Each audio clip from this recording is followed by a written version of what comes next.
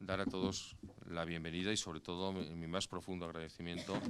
porque hayáis asistido a esta primera edición de las jornadas académicas que sobre políticas sociales vamos a tener en la universidad. Y hoy las iniciamos con Iñaki Chávez.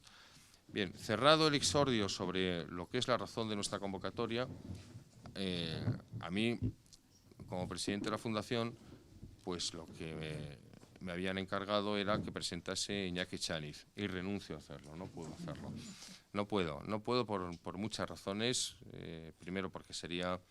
un esfuerzo inútil de esos que Enrique Tierno Galván decían que conducían a la melancolía, porque todos le conocéis por su trayectoria política. Creo que a pocas personas que han tenido responsabilidades autonómicas de gobierno, no solamente en la Comunidad de Madrid primero, después en Castilla-La Mancha, responsabilidades nacionales en su condición de responsable nacional del partido, sus puestos dentro del Congreso y de todo lo que ha significado la estructura, y sobre todo algo que yo creo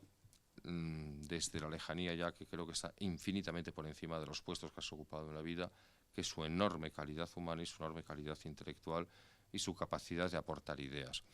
El currículum, si yo lo leyese ahora mismo, lo tengo impreso, es abrumador.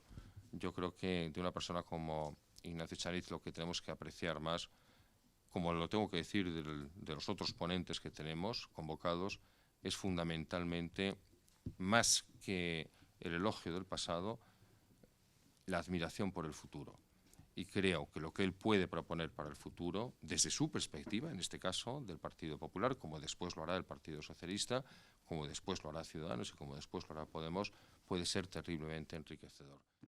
Pues muy buenas tardes y muchas gracias a todos, a FUNCIVA, a la Universidad Internacional de La Rioja, a todas las personas que forman parte de esta mesa y de una forma muy especial a Alberto Ruiz Gallardón. Alberto Ruiz Gallardón no solo ha sido mi jefe, ha sido una de las personas que a mí en la vida me ha servido para tener inquietudes intelectuales en términos políticos. Creo que es uno de los mejores políticos que ha tenido la democracia española en los últimos 35 años. Es un maestro de políticos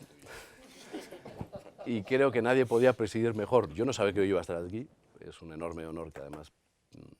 pues haya querido ser presentador del ponente hoy, y me produce un enorme pudor dos cosas. Primero, una, que no preside la reunión, porque esta es la primera vez que estoy en su presencia no presidiendo la reunión, Alberto, y en segundo lugar, por sus palabras, que son enormemente generosas. No quiero dejar de decirlo, Alberto Gallardón es una persona, uno cuando lleva tantos años en política ya tiene capacidad de análisis y de comparación, lo que ahora llamamos británicos el benchmarking. Bien, pues Alberto es una persona profundamente íntegra, un político audaz, de los que no hay muchos en la política española, brillante, profundamente brillante y capaz, que ha sido capaz de desarrollar una carrera política integral, desde el mundo municipal al autonómico, al nacional y además sometiendo toda su actividad a un ejemplo como jefe, a un referente político intelectual y a un nivel de autoritas muy importante. Me siento orgulloso de marcar orden a la cuestión que diría. Pero me siento muy obligado porque además Alberto, como ha dicho, me ha dado muchas oportunidades de hacer muchas cosas y yo le estoy profundamente agradecido. Bien, yo voy a hacer una intervención, como me han pedido los organizadores, breve de unos 20 minutos, con mucha humildad. Este es un tema profundamente complejo en la sociedad española, que tiene ya una tradición muy importante y más en presencia de personas como las que forman parte de esta mesa, que sin duda pues tienen enormes conocimientos en esta materia, con el objeto de incitar al debate y aprovechar para dejar algunas ideas encima de la mesa. Creo que es muy importante poner de manifiesto que desde la revolución industrial en Europa, primero a través de los trabajadores sindicalizados, y para abordar los riesgos y resolver algunos de los riesgos de este colectivo, pues se han ido creando instrumentos a lo largo de la historia de los últimos pues 130 años. Al inicio a través de instrumentos de carácter mutualista, pero a partir del año 1883, con Cánovas del Castillo, también con Sagasta, pues empezaron a crearse con el auspicio de Alfonso XII, las comisiones de reformas sociales. Hicieron estudios de las relaciones de capital-trabajo, fruto de lo que estaba pasando entonces en la sociedad del momento, para que en 1900 apareciese la primera ley de accidentes del trabajo, la primera vez que aparece el concepto del aseguramiento social. En 1903 el Instituto de Reformas Sociales de Maluquer y de Salvador, y la creación de la ponencia para la creación de la primera Caja Nacional de Seguro Popular. En 1904 el Ministerio de Gobernación aprueba la ley sobre la previsión popular, y en el año 1908 se crea el Instituto Nacional de Previsión. Por primera vez se hace un seguro obligatorio para los retiros obreros, financiado de forma mixta, y por tanto es el primer momento en el que comienza a cambiar el abordaje del aseguramiento público, de las contingencias que los ciudadanos, como consecuencia del devenir de su vida, pueden tener a lo largo de su existencia. En el año 1919 aparece el seguro obligatorio de retiro obrero, en el 23 el subsidio de maternidad con Primo de Rivera, en el 29 el seguro de maternidad también obligatorio, y en el 38 la ley de bases de subsidios familiares y el seguro de vejez de invalidez, el SOVI, que todavía tiene algunos elementos que se mantienen en el tiempo. En el año 1942, en diciembre del 42, a cargo del régimen de la época, 1942, pero implantado a partir de 1941, se crea el Instituto Nacional de Previsión, tal y como lo conocemos en la actualidad, para encargarse fundamentalmente de la asistencia sanitaria ante la enfermedad y ante la maternidad, y de las indemnizaciones económicas ante la pérdida de las retribuciones que se derivan pues, de esas situaciones de enfermedad. A partir del año 46 se toma conciencia de la insuficiencia de los seguros sociales y se impulsan las mutualidades laborales como una forma complementaria de protección social, y en el año 63 se aprueba la Ley de Bases de la Seguridad Social. Es el primer desarrollo de la seguridad social en nuestro país, que había comenzado a principios del siglo en la República Federal Alemana con Bismarck, y después en el Reino Unido con Beveridge, transformando, digamos, el sistema de seguridad social en un sistema de sanidad generalizada. En el 74 esa ley de bases de la seguridad social se amplía y se modifica, y en el 78, a través de los pactos de la Moncloa, se extingue el Instituto Nacional de Previsión y se crean 4 o 5 organismos que van a ser entidades gestoras de la seguridad social para la prestación de los servicios o de las contingencias previstas por la seguridad social. El Instituto Nacional de la Seguridad Social, el Instituto Nacional de la Salud, el INSALUD, el Instituto Nacional de Servicios Sociales, el INSERSO, el Instituto Social de la Marina y la Tesorería General de la Seguridad Social. Para todas, repito, las contingencias que pueden ocurrir en el devenir de la vida de las personas. Un accidente de trabajo, una enfermedad profesional, una enfermedad común, una jubilación, viudedad, orfandad, hasta 46 prestaciones distintas tiene en este momento la Seguridad Social contempladas para evitar los riesgos sociales. Bien, he querido hacer esta primera introducción porque creo que es muy importante ver la seguridad social, las políticas sociales en su contexto, en la configuración de modernos instrumentos para la protección social, como son los seguros sociales, ante la carencia de que los trabajadores de forma individual pudieran hacerle frente con sus propios medios, y por tanto la necesidad de que sea la sociedad en su conjunto y su expresión pública, el Estado, la que organice esa protección. De esa manera nacen los seguros sociales, que van incluyendo distintos colectivos, en primer lugar colectivos obreros industriales, después obreros agrarios, después el sector servicios, para terminar con los empleados públicos. Y estos seguros comienzan desde el principio del siglo a tomar los contratos mercantiles de seguro, la técnica de la dispersión del riesgo, es decir, que muchos individuos pagan para poder hacer frente a los daños que amenazan a todos, pero que solamente pues algunos van a sufrir, y también del cálculo actuarial en función de los riesgos cubiertos y los recursos necesarios. Quizá la mejor aportación es la obligatoriedad frente a los seguros privados, que son de carácter voluntario, y la financiación, donde no solo aporta el beneficiario, sino también el empresario y el propio Estado. Aparece, por lo tanto, una red de aseguramiento obligatorio densa a lo largo de todo el territorio nacional, con esa fórmula tripartita de aportaciones de los beneficiarios, de los empresarios y del Estado, y de alguna manera se compra, entre comillas, la paz social. Digamos que esto ha servido para darle estabilidad a la sociedad y cohesión a lo largo de todas estas décadas. Mientras tanto, el Estado tiene que hacer sus deberes, y sus deberes esencialmente son el tipo y la cantidad de las prestaciones, cuáles son las cuotas a pagar, obligatorias, y la gestión, a través de esos organismos específicos bajo el control del Estado. Bien, decía al principio que el primer país que se pone en marcha en esta dirección a finales del siglo XIX es la República Federal de Alemania, con el canciller Otto von Bismarck como líder del Partido Conservador, que inicia estas reformas sociales con aquel mensaje imperial al Parlamento del Kaiser Guillermo, escrito por von Bismarck, pero que ha sido un poco el paradigma del desarrollo de la protección social en el viejo continente europeo. El 17 de noviembre de 1881, se produce ese mensaje que realmente pues, se difumina a lo largo de toda la Europa de una forma muy importante. Digamos que ese es el prodromos, el inicio de los elementos de bienestar social, de la configuración del bienestar social o de estado de bienestar en Europa, que ha sido a lo largo de todo este tiempo un rasgo definitorio de nuestro continente. A partir de Alemania, el resto de los países de la Unión Europea hacen desarrollos bastante paralelos o parecidos, también España, y como he dicho, en el año 1919, pues aparece el seguro obligatorio de retiro obrero, que para que os hagáis una idea,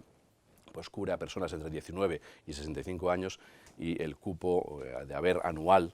por todos los conceptos no debería nunca exceder las 4.000 pesetas, como concepto de jubilación anual para cada trabajador.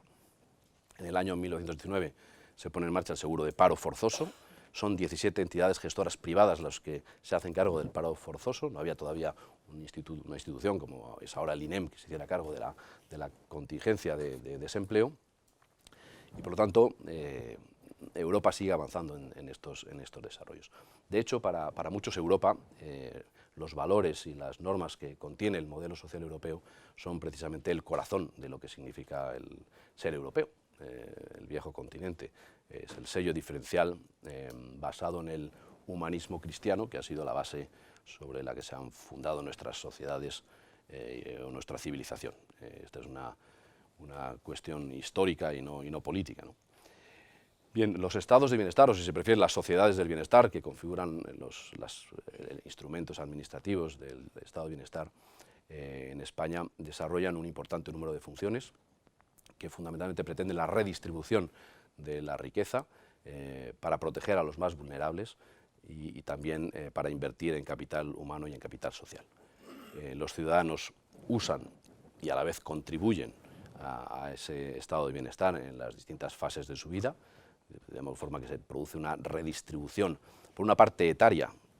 a lo largo de una persona a su vida, ahorras cuando eres joven para que en el futuro puedas tener recursos, y también intergeneracional, porque las personas que en este momento aportan, pues permiten que las personas mayores puedan, o personas que tienen un problema, puedan ser auxiliadas por el Estado. Bien, es evidente también que las tensiones en las finanzas públicas y la carga que el gasto social impone a la parte productiva de nuestra economía, pues ha generado pues muchos dilemas en los países de la Unión Europea, y que también tampoco es menos cierto que los estados de bienestar necesitan reformas, yo diría que permanentes, para afrontar los retos de siempre, los retos de hoy también, para acomodarse a las transformaciones sociales, que en este momento son enormes, un enorme aumento del envejecimiento relativo de la población, la esperanza de vida está en estos momentos, somos el segundo país del mundo, con una media de 82 años, las mujeres 84, los varones 78 de media, pero digamos que esto se está desarrollando. El otro día el presidente de las Reales Academias Nacionales de Medicina de Europa decía que en este momento están naciendo los hijos, tu nieto querido Alberto, que van a vivir como mínimo 100 años, todos, de media. Los habla de 120 y de 80, pero están naciendo ya los primeros europeos que van a vivir de media 100 años si las circunstancias no se transforman. La esperanza de vida, por lo tanto, tensiones presupuestarias, tensiones en las políticas fiscales, etcétera, etcétera. En definitiva, transformaciones sociales, integración económica global y otros elementos que están pues, claramente poniendo de manifiesto la necesidad de que nuestro sistema produzca reformas que le permitan ser sostenible de cara al futuro. También afrontar nuevos riesgos que tienen que ver con el cambio de las economías europeas, con el cambio de los patrones de trabajo y de empleo, es decir, que todos tenemos la obligación de usar los recursos de una forma más eficiente y de implementar los avances tecnológicos, eso sí, sin sacrificar nunca el principio clave sobre el que se ha fundado esta sociedad del bienestar europea, que es la solidaridad. Es evidente que en el debate social, económico y político existen un buen número de dilemas sobre las formas apropiadas de la toma de decisiones y el control democrático acerca de los esfuerzos de estas reformas en la sociedad del bienestar, pero yo creo que hay razones más que suficientes para ser optimistas sobre el futuro del modelo social europeo. Es un estado de bienestar que tiene que diseñarse de forma correcta, apropiada y responsable para poder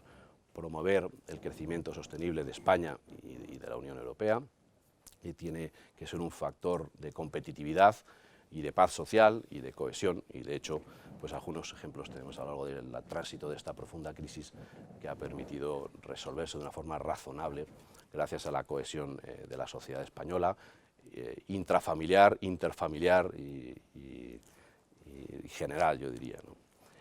Bien, en el año 2012 el 40% del gasto social agregado del planeta se producía en la Unión Europea. Digamos que la Unión Europea tiene de la tarta del gasto social del planeta una parte muy importante. Si sumamos todos los demás países de la OCDE, pues eso es el 85% del gasto social se produce en esos países. Y el continente europeo y España, de una forma muy particular, tiene una de las mejores relaciones entre PIB per cápita y gasto social per cápita. Hay países que tienen más riqueza per cápita, pero sin embargo dedican menos a gasto social. Digamos que son menos solidarios entre sí. Tienen más recursos, son más avanzados, tienen más capacidades económicas, pero sin embargo redistribuyen de una forma menos eficaz o menos generosa la renta entre sus ciudadanos. Otra cuestión, las funciones de nuestra sociedad de bienestar, de nuestras políticas sociales. La primera tiene una función clara de Robin Hood, en definitiva, como decía antes, de redistribución de la renta para evitar riesgos sociales o exclusiones sociales, de privación, y para eso se dota de instrumentos o de mecanismos diseñados para proteger ante esos riesgos, de pobreza, de falta de vivienda, etcétera, etcétera. Pero la primera función, Robin Hood. La segunda, de Piggy Bank, de hucha. Una función de cerdito de hucha, donde el estado de bienestar permite a los ciudadanos asegurarse a sí mismos, ahorrando contra la privación social y extender sus ingresos de una forma más segura a lo largo de toda la vida, con las pensiones como uno de los elementos esenciales. La tercera es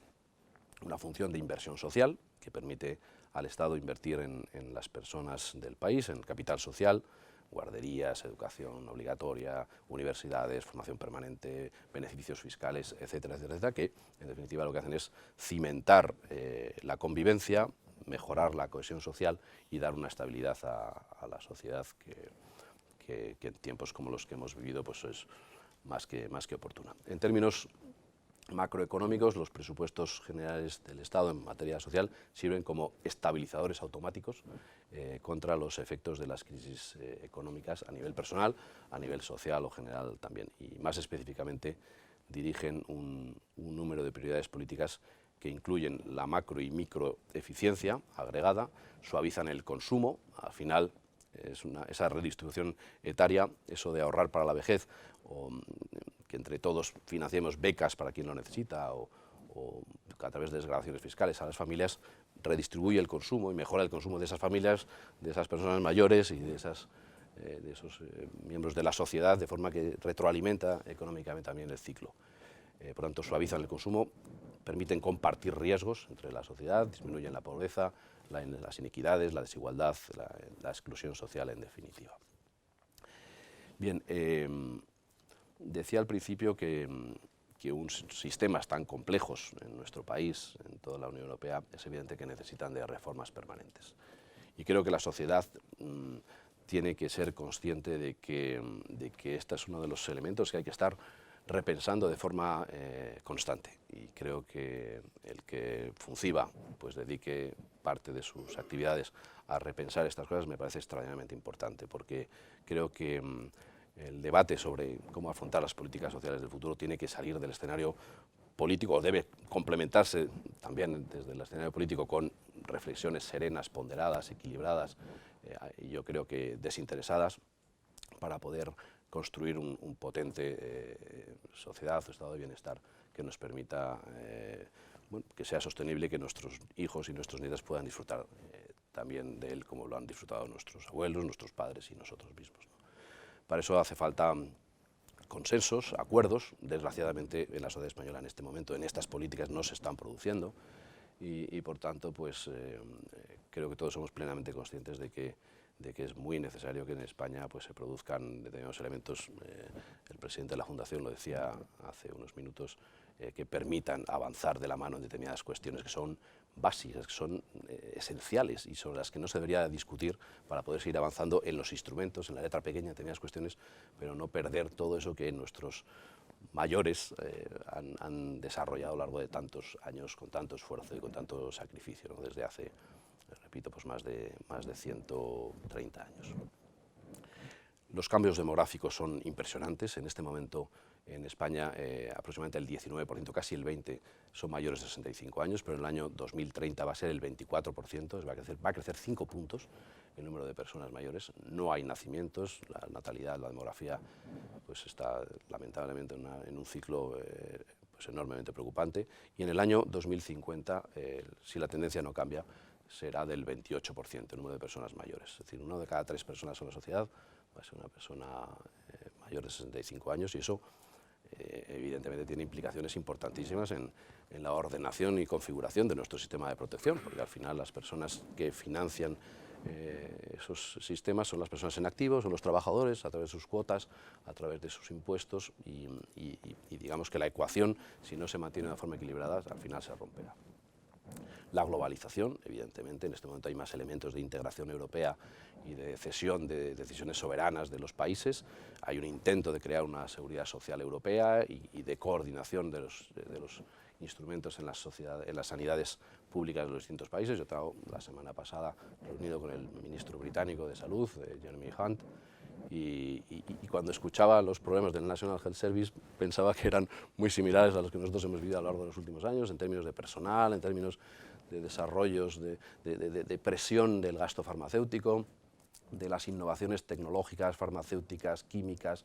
diagnósticas y terapéuticas sobre el sistema sanitario, que son enormes. Envejecimiento más cada vez más capacidades en diagnóstico y terapéutica, pues al final lo que hace es una presión sobre el gasto enorme que cada vez es más difícil de soportar. Tenemos el ejemplo bien reciente de la hepatitis C, que ha supuesto un éxito social, porque España es el único país de la Unión Europea que está financiando el 100% de los tratamientos a los hepatíticos B, pero también se supone una carga sobre las cuentas públicas enorme que puede producir desviaciones, déficits, y con eso pues cargas de carácter económico, deuda, pago de intereses y descompensación del equilibrio presupuestario, ¿no? Todo eso también hay que tenerlo en cuenta. Por lo tanto, globalización, integración europea, cambios en la estructura familiar, también esto es digamos, otro elemento de los tiempos. En el año 1990, hace escasamente 25 años, por cada 100 varones en España trabajaban 62 mujeres, en este momento ya son 81, un 20% de crecimiento en estos 25 años, casi un punto anual, y al final pues el equilibrio va a ser prácticamente del 100%, ¿no? Y esto sin duda pues, produce cambios en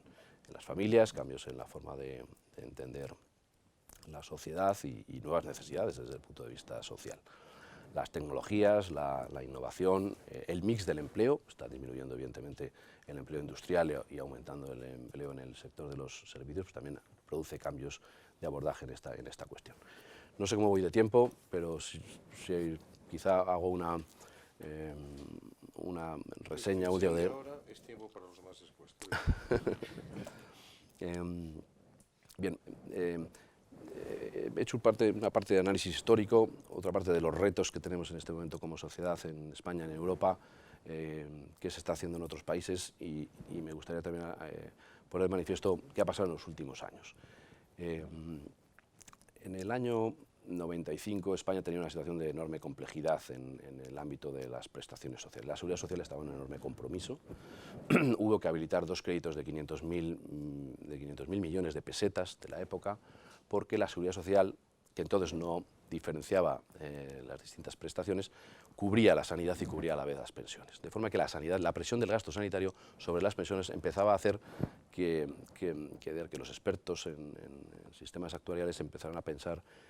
que al final la sanidad en 10, 15, 20 años iba a comerse todo el pastel, iba a haber una enorme complicación para mantener el sistema de pensiones. Y por lo tanto surgió la necesidad imperiosa de llegar a un acuerdo. Creo que ha sido el paradigma de cómo se puede llegar a acuerdos sensatos, responsables en un momento histórico, y en el año 95 se firmó el Pacto de Toledo. Yo tuve la oportunidad a partir del 96 de ser uno de sus portavoces en el Parlamento, y aquello evitó, gracias a la puesta en marcha de las recomendaciones, unas recomendaciones que se hacen en la época en que gobierna Felipe González, pero que se empiezan a poner en marcha en el 96 con el gobierno de José María Aznar. Y por tanto que desarrollan una serie de elementos que han configurado la seguridad social de los últimos 20 años. Y afortunadamente pues hoy todavía tenemos una seguridad social y un fondo de reserva que está bien dotado y que es fruto de aquellas medidas que se tomaron en aquel momento. Pero repito, las reformas hay que estarlas tomando no cada 20 o 30 años cuando uno ve las orejas al lobo, sino felizmente cada poco tiempo o de forma permanente para poder. Simultáneamente al Pacto de Toledo hubo otro intento de hacer una reforma en el sistema sanitario. Se le encargó a Abril Martorell. Abril Martorell lideró un informe, el informe Abril, para intentar racionalizar el sistema sanitario, introducir nuevas fórmulas de gestión en el sistema de salud. En el año 96 yo también tuve la fortuna de ser el portavoz de una ley que impulsó en el Ministerio Romay Beccaria y Alberto Núñez Feijóo como director del INSALU, para establecer nuevas fórmulas de gestión en los hospitales del INSALU, para darle un carácter más empresarial a los hospitales de la antigua red del INSALUD, que ha permitido pues, también modernizar en alguna medida el sistema sanitario público de nuestro país. Bien, el Pacto de Toledo permite la separación de funciones, de fuentes de financiación, las cuotas que se dediquen a las pensiones y la sanidad vamos a pagarla con impuestos generales. Como ha dicho el presidente de la Fundación, pues se produce pocos años después las transferencias sanitarias, el 1 de enero del 2002, y en aquel momento pues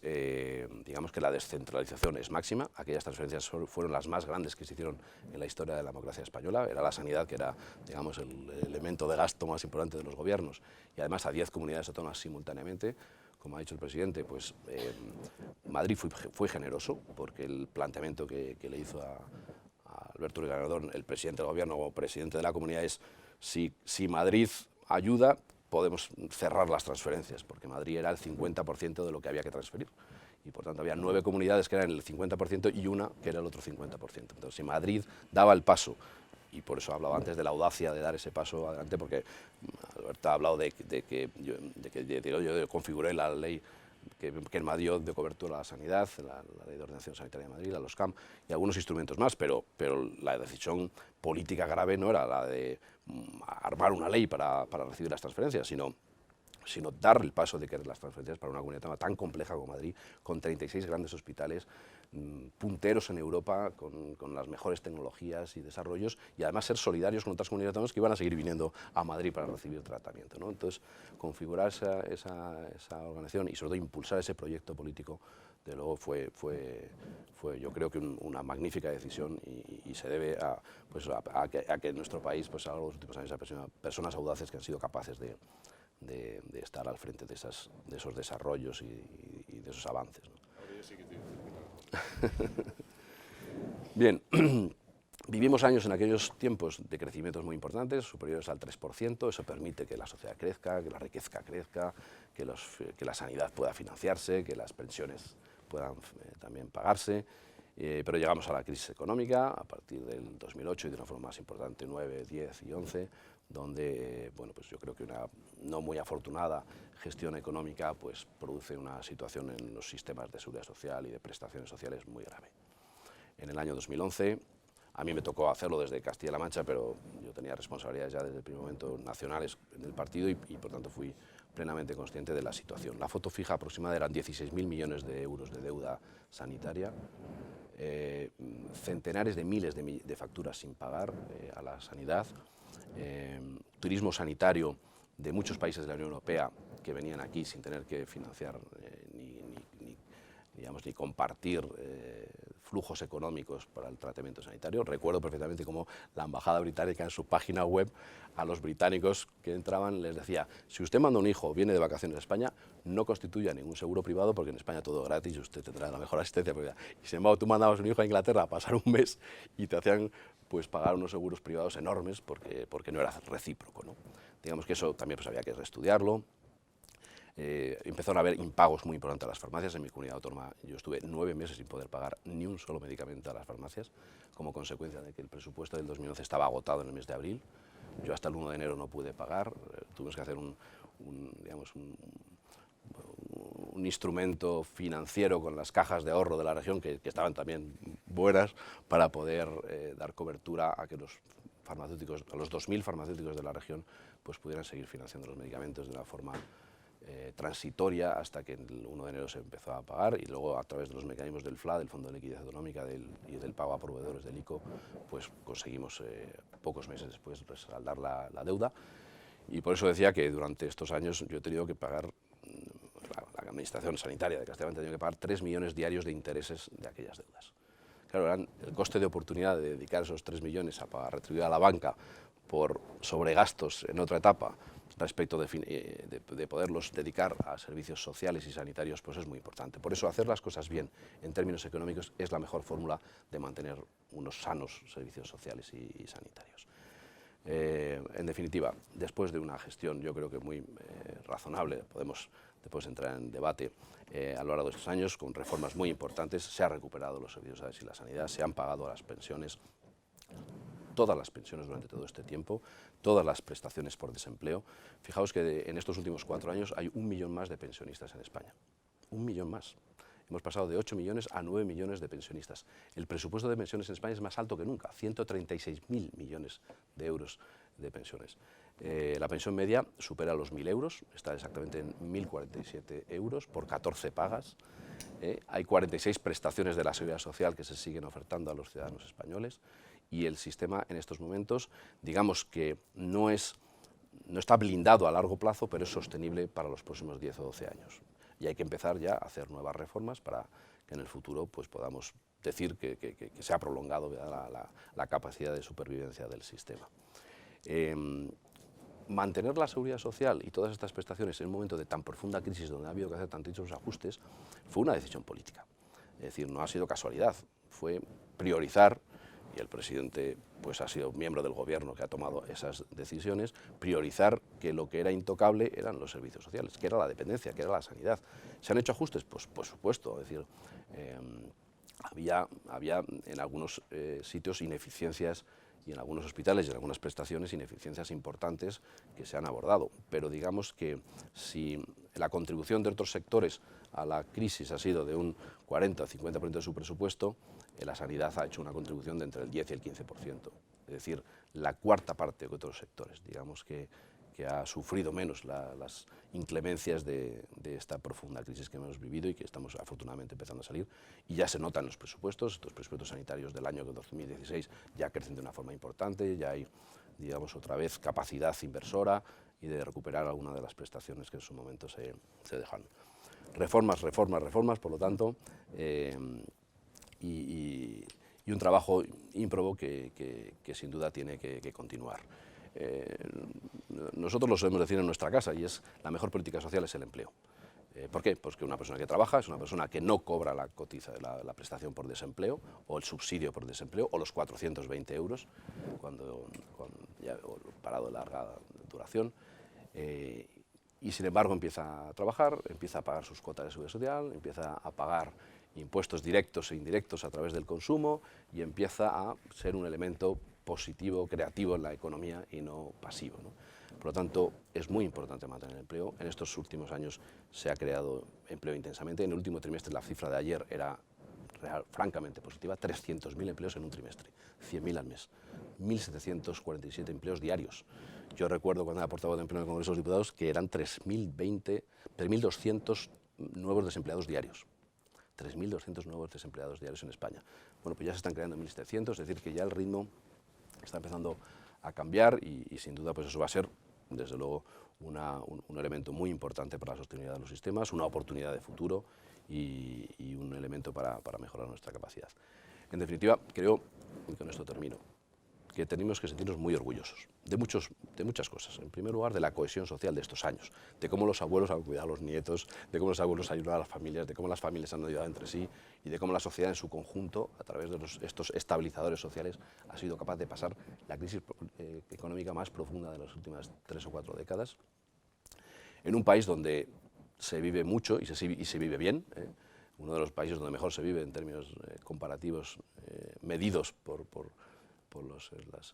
centros de investigación sociológica más importantes, con un sistema de protección social muy importante como amortiguador social que ha sido resistente, al que se le han hecho reformas, con un historial de éxitos muy importantes y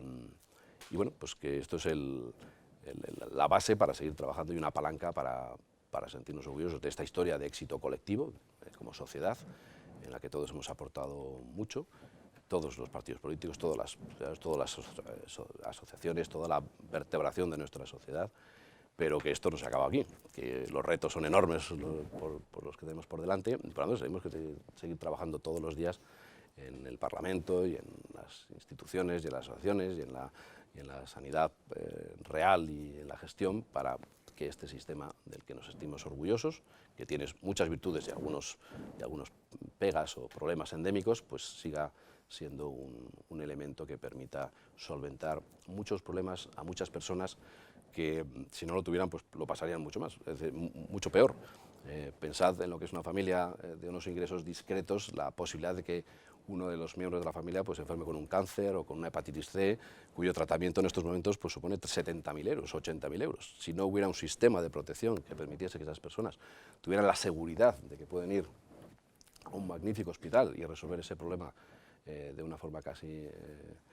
instantánea y cada vez con más éxito sanitario y clínico, pues sería un problema muy importante que nuestra sociedad pues, está intentando resolver todos los días. Bueno, yo lo dejo aquí con muchísimo agradecimiento.